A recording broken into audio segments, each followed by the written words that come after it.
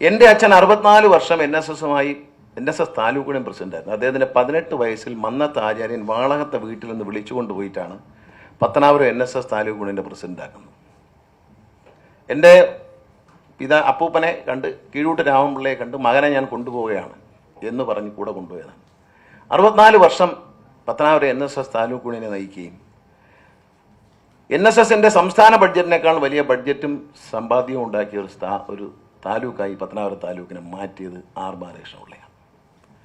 അദ്ദേഹത്തെ ജീവിച്ചിരിക്കുന്ന കാലത്ത് മുഴുവൻ അപമാനിക്കാനും ഉപദ്രവിക്കാനും ശ്രമിച്ചു. അദ്ദേഹം ജീവിച്ചിരിക്കുന്ന കാലത്ത് അദ്ദേഹം പിടിച്ചു കെട്ടാൻ ഈ ഇത്തിക്കണ്ണികൾക്ക് കഴിഞ്ഞില്ല.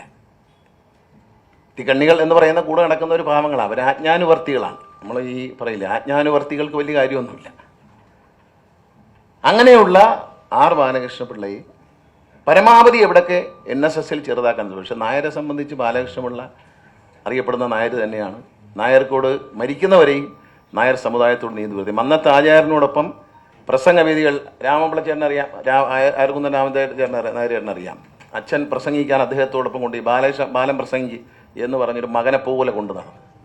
മന്നത്ത് ആചാര്യൻ മരിക്കുമ്പോൾ അദ്ദേഹത്തിൻ്റെ അന്ത്യകർമ്മങ്ങൾ ചെയ്യാൻ തോർത്തെടുത്ത് ഒരു മകനെ പോലെ നിന്ന് അന്ത്യകർമ്മങ്ങൾ ചെയ്യാനുള്ള ഭാഗ്യം ലഭിച്ച, മഹാഭാഗ്യം ലഭിച്ച ആളാണ് ആർ ബാലകൃഷ്ണപിള്ള.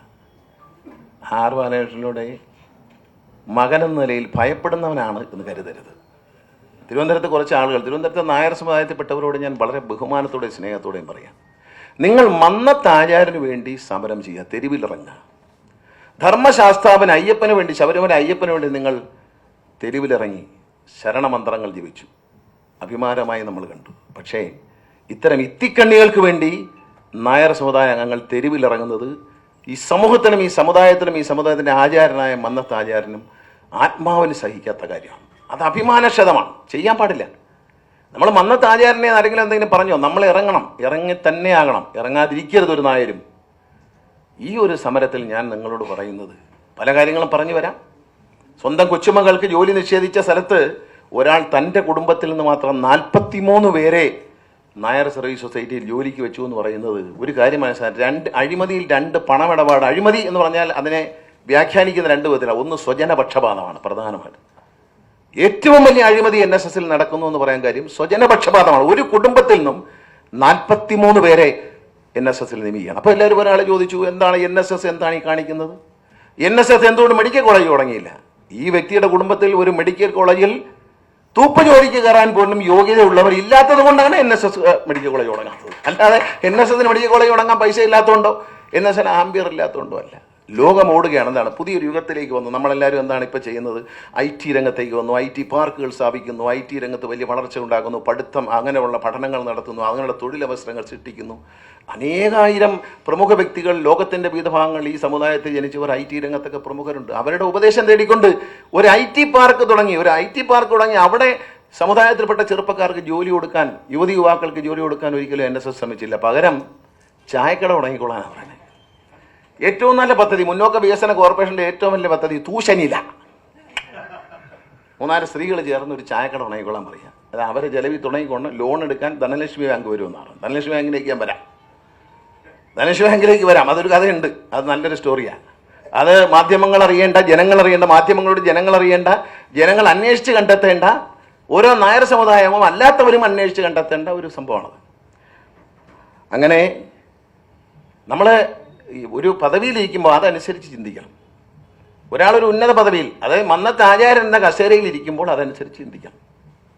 ആരിരുന്ന കസേര എന്ന് വളരെ പ്രധാനപ്പെട്ട കാര്യമാണ്. ആർക്കും ഇരിക്കാവുന്ന കസേരയല്ല. ആർക്കും ഇരിക്കാവുന്ന തോന്നിയിട്ടുണ്ട്, ഇപ്പം തോന്നുന്നുണ്ട് നമുക്ക്. ഏത് കനകസിംഹാസനത്തിൽ ഏത് ശുനകനും കയറിയിരിക്കാം എന്ന് നമുക്ക് തോന്നുന്ന തരത്തിൽ പെരുമാറരുത്. കാരണം കനകസിംഹാസനമാണ് എന്നുള്ള ഓർമ്മയെങ്കിലും വേണം. ശുനകനാണെന്നുള്ള ഓർമ്മയില്ലെങ്കിലും കനകസിംഹാസനമാണ് എന്നുള്ള ഓർമ്മ എല്ലാവർക്കും നല്ലതാണ്. എല്ലാ മനുഷ്യരും നല്ലതാണ്. ഞാനായാലും നിങ്ങളായാലും എല്ലാവർക്കും നല്ല. ഇരിക്കുന്നത് കനകസിംഹാസനത്തിലാണ്.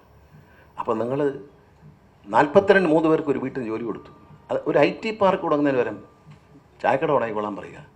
തിരുവനന്തപുരത്തെ പ്രമുഖ നായർ നേതാക്കന്മാരൊക്കെ ഇപ്പം ചായക്കട നടത്തുക, ആ ഹോട്ടലിൽ നടത്തുക. മസാല ദോശയ്ക്ക് ഈയിടത്ത് ഒരു നേതാവ് പറഞ്ഞത് 5000 രൂപയാണ് ഗ്യാസിന് ഒരു ദിവസം കൂടിയിരിക്കുന്നത്. എങ്ങനെ പിടിച്ചു നിൽക്കും? തുടങ്ങിയ ആൾ മിണ്ടുന്നില്ല, കേട്ടോണ്ട് ഉണ്ടായിരിക്കുക. പിടിച്ചു നിൽക്കാൻ പറ്റാതെ മറ്റേ ആൾ കയ്യിൽ നിന്ന് പോക്കറ്റിൽ നിന്ന് കഴിച്ചെടുത്ത് കൊടുത്തോണ്ടിരിക്കുക. ഏതാ ഈ 5000 നടത്തിക്കൊണ്ട് പോയില്ലെങ്കിൽ നാളെ ഡയറക്ടർ ബോർഡ് സ്ഥാനത്തുനിന്നും പ്രസിഡന്റ് സ്ഥാനത്തുനിന്നും വൈസ് പ്രസിഡന്റ് സ്ഥാനത്തും എടുത്ത് വിളികളയും ആരെയും എടുത്ത് ഈ ചായ പാല് വെച്ചിട്ട് കലം ഇങ്ങനെ കൈക്കലേക്ക് അങ്ങനെ വാങ്ങി വെക്കുന്നതൊക്കെ അങ്ങ് വാങ്ങി വെക്കുമല്ലോ. വല്ല നീതിബോധമുണ്ട്, വല്ല ജനാധിപത്യമുണ്ടോ ഇതിനകത്ത്? ജനാധിപത്യം എന്ന് പറയുന്ന സാധനത്തിനകത്ത് അടുത്തൂടെ പോയിട്ടുണ്ടോ? മന്നത്താചാര്യൻ ഇത് രൂപീകരിച്ചത്. ഞാനിവിടെ ഒരു കാര്യം പറയാം. ഈ കമ്പനി ആക്ടിനെ പറ്റിയൊക്കെ ഇവിടെ TK നായർ സാർ ഇരിപ്പുണ്ട്. അദ്ദേഹം ഇതിനകത്തൊരു കേസ് കൊടുത്താണ്. അതേ നിയമപരമല്ല. ഞാൻ അറിയാൻ കഴിഞ്ഞത് 89 തവണ കണ്ട് കേസ് മാറ്റി വെച്ചെന്നാ. നമുക്ക് 89 പ്രാവശ്യം ഒരു കേസ് കോടതിയിൽ മാറ്റി വെപ്പിക്കുക. എന്നിട്ട് പറഞ്ഞ NSS വലിയ നേട്ടം കൈവരിച്ചു. NSSനെതിരെ ദുഷ്ടന്മാർ കേസ് കൊടുക്കുന്നു. ഇത് NSSനെതിരെ അല്ല, ഈ യോഗം NSSനെതിരാണ്. അല്ല, ഇവിടെ നമ്മൾ ആരെങ്കിലും, ഞാൻ കരയോഗത്തിൽ അംഗമാണ്, ഞാൻ NSS പ്രതിനിധിസഭാ അംഗമാണ്, തിരഞ്ഞെടുക്കപ്പെട്ട അംഗമാണ്, അല്ല ഓടലക്കി വന്നതാണല്ല. ഞാൻ NSS താലൂക്ക് യൂണിയൻ പ്രസിഡന്റ് ആയത് ഇലക്ഷനിലൂടെയാണ്. എൻ്റെ അച്ഛൻ മരിച്ചതിന് ശേഷം എന്നെ താലൂക്ക് യൂണിയൻ പ്രസിഡന്റ് ആകുമ്പോൾ എനിക്കെതിരെ ഇലക്ഷൻ ഉണ്ട്. എൻ്റെ താലൂക്കിൽ എനിക്കെതിരെ മത്സരിച്ച ആൾക്ക് ലഭിച്ചത് 6 വോട്ടാണ്. അതിൽ 4 വോട്ട് എൻ്റെ അച്ഛൻ്റെ ചിങ്കിടിയായി നടക്കുകയും ഇപ്പോൾ അഡ്കോ കമ്മിറ്റി ആയിരിക്കും ചെന്ന ലാലവലാതിയതാണ്. ഈ 2 വോട്ട് അതിനകത്ത് 6 വോട്ടിൽ സ്ഥാനാർത്ഥി വോട്ട് ചെയ്തില്ല. എനിക്കെതിരെ മത്സരിച്ച സ്ഥാനാർത്ഥി വോട്ട് ചെയ്തില്ല. 6 വോട്ടിനെതിരെ ഞാൻ ഏതാണ്ട് 200-ലധികം വോട്ടുകളുടെ ഭൂരിപക്ഷത്തിൽ ജയിച്ച് NSS താലൂക്ക് യൂണിയൻ പ്രസിഡന്റ് ആളായ എന്നെ ഞാൻ പോലും അറിയാതെ, എനിക്കാണെങ്കിൽ തെരഞ്ഞെടുപ്പിന്റെ തിരക്കിനിടയ്ക്ക് ഡയറക്ടർ ബോർഡിൽ നിന്ന് മാറ്റിയതിന് കാര്യങ്ങളുണ്ട്.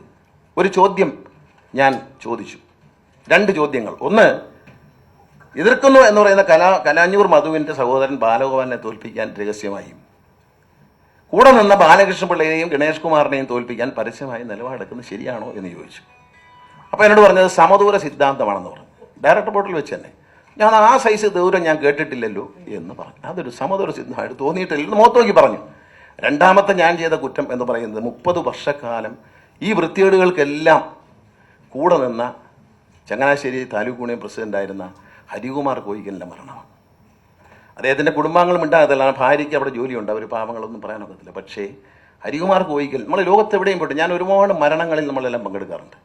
മരണം കഴിഞ്ഞ് അതിൻ്റെ അടക്കം പള്ളിയിലാണെങ്കിലും വീട്ടിൻ്റെ ശ്മശാനത്തിലാണെങ്കിലും വീട്ടിലാണെങ്കിലും എവിടെയാണെങ്കിലും അടക്കം കഴിഞ്ഞ് ചിത കത്തിച്ചതിന് ശേഷം മാത്രമേ ഏതു മഹത് വ്യക്തിയുടേതും ഏത് പാവപ്പെട്ടവൻ്റെയും അനുശോചന യോഗം കൂടാറുള്ളൂ. പക്ഷേ ഹരികുമാർ കോയിക്കൽ മരിച്ച് മൃതദേഹം വീട്ടിൽ തന്നെ ഇരിക്കുമ്പോൾ സംസ്കാരത്തിന് മുമ്പേ അനുശോചനം കൂടി മകനെ യൂണിയൻ പ്രസിഡന്റായിട്ട് തിരഞ്ഞെടുക്കുകയും ചെയ്തു. അതൊരു ലജ്ജയില്ലായ്മ എന്നതിനെക്കുറിച്ച് വല്ല ലോകത്തൊരാളെ കൊണ്ടല്ലാതെ അതിന് പറ്റത്തില്ല. ലോകത്ത് വേറെ ആരെ കൊണ്ട്, കാരണം ഈ ഓട്ടോമാറ്റിക്കായിട്ട് വൈസ് പ്രസിഡന്റ് ആയിരിക്കുന്ന ആൾ പ്രസിഡന്റ് മരിച്ചാൽ പ്രസിഡന്റ് ആവും. ആ 2 ദിവസം കഴിഞ്ഞാലാവും, 3 ദിവസം കഴിഞ്ഞാലാവും. പക്ഷെ ആ ദിവസം തന്നെ അവിടുന്ന് ഇറങ്ങിപ്പോയി ഈ ചിത കത്തിക്കുന്നതിന് മുമ്പേ അവിടെ ചെന്ന് യോഗം വിളിച്ചു കൂട്ടി അനുശോചനം രേഖപ്പെടുത്തി. അപ്പോൾ ഇത് ഡയറക്ടർ ബോർഡിൽ വന്നപ്പോൾ അനുശോചനം രേഖപ്പെടുത്തി കഴിഞ്ഞ് വീണ്ടും കലഞ്ഞൂർ മധുവിനോട് ചിലർ മിണ്ടി. നാണമില്ല. ഇന്നിപ്പോൾ ഇവിടെ തിരുവനന്തപുരത്ത് സമരം സംഘടിപ്പിക്കുന്ന ഒരു നേതാവിനെ കുറിച്ചാണ് പറഞ്ഞേ. നാണമില്ലാതെ അവരോടൊക്കെ ഇരുന്ന് സംസാരിച്ചിട്ട് ഇവിടെ ഇരിക്കുന്നതിനേക്കാൾ നിന്ന് ഇറങ്ങിപ്പൊയ്ക്കൂടെ, ഇറക്കി വിടുന്നതിന് മുമ്പേ എന്ന് ആജ്ഞാപിക്കുമ്പോൾ അത് ഞാനല്ല എന്ന് പറഞ്ഞിരിക്കുക. ഇന്ന് ആരാണ്ടൊരു നേതാവിൻ്റെ നേതൃത്വത്തിൽ ഇവിടെ ആയിട്ട് ജാഥയും കൊണ്ടുവരുമെന്ന് പറഞ്ഞു. ഇന്ന് അല്ലയോ എന്നോട് ബ്രിഗേഡ് പറഞ്ഞില്ലെങ്കിൽ വരുമെന്നല്ലയോ? ആ ആള് ഇരിക്കുമ്പോൾ അടുത്ത കസേര കലഞ്ഞൂർ മധുവിൻ്റെ അടുത്ത കസേരയിൽ ഇരുന്നത് അയാളാ. ഞാൻ അന്വേഷിച്ചു, എന്തോ ചോദിച്ചു, മിണ്ടിയതിന് പേരിൽ പറഞ്ഞതാണ് കലഞ്ഞൂർ മധുവിനോട് മിണ്ടി. അങ്ങനെയുള്ളവർ ഇവിടെ ഇരിക്കരുത്, നാണമുണ്ടെങ്കിൽ ഇറങ്ങിപ്പോയിക്കോണം, ഇറക്കി വിടുന്നതിന് മുമ്പേ. പക്ഷെ നാണമില്ലാത്തതുകൊണ്ട് അവിടെ തന്നെ പമ്മി. എന്നിട്ട് ഇന്ന് ഇവിടെ ജാഥ നടത്താൻ വന്നിരുന്നെങ്കിൽ പേര് പറഞ്ഞ് ഞാൻ പറഞ്ഞേനെ, വന്നിരുന്നെങ്കിൽ പേര് ഞാൻ വെളിപ്പെടുത്തിയേനെ. അപ്പൊ ഇതൊക്കെ ലജ്ജയില്ലാതെ ചെയ്യുന്ന കാര്യങ്ങളാണ്. ഇത്തിക്കണ്ണിയെ പോലും നമുക്ക് പറിച്ചു കളയാം. ഇതങ്ങനെയല്ല. ഇതിൽ കടന്നു കയറി ഈ മഹാപ്രസ്ഥാനത്തെ നശിപ്പിക്കുകയാണ്. ഞാൻ പറയില്ല, എന്നെ പിരിച്ചുവിട്ടു. എനിക്ക് 200 വോട്ടിലധികം ഭൂരിപക്ഷം നേടി ഞാൻ ജയിച്ചു വന്ന എന്നെ പിരിച്ചുവിട്ടത് ശരിയല്ല എന്ന് പറഞ്ഞു 18 അംഗ കമ്മിറ്റിയിലെ, ഞാൻ നേരത്തെ മാധ്യമപ്രവർത്തകരോട് ചോദിച്ചിട്ടുണ്ട് എന്തിയെന്ന് ചോദിച്ചതിൻ്റെ സാധനം ഇതാണ് സാധനം. 18 അംഗ കമ്മിറ്റിയിലെ 12 പേർ, ഞാനടക്കം 12 പേർ പറയുന്നു ഞങ്ങൾ ഗണേഷ് കുമാറിന്റെ പിന്തുണ പിൻവലിച്ചിട്ടില്ല, ഞങ്ങളുടെ യാതൊരുവിധ കുഴപ്പവും കമ്മിറ്റിക്കില്ല, ഈ കമ്മിറ്റി പുനഃസ്ഥാപിക്കണമെന്ന് ആവശ്യപ്പെട്ടുകൊണ്ട് ജനറൽ സെക്രട്ടറിക്ക് കൊടുത്ത കത്താണിത്. ഇത് കണ്ടില്ല. ഡെമോക്രസിയാണ്, ഡെമോക്രസി.